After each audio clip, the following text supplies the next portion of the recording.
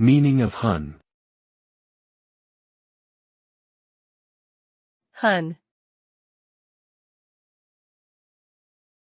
Hun. Hun. Hun.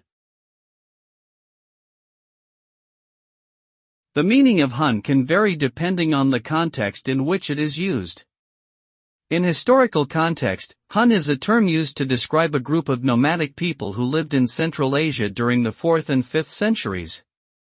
They were known for their fierce military tactics and for their raids on neighboring civilizations. In modern context, Hun can also be used as an affectionate term between friends or romantic partners, especially in the UK, Australia, and New Zealand. It is often used as a shortened form of honey or honey.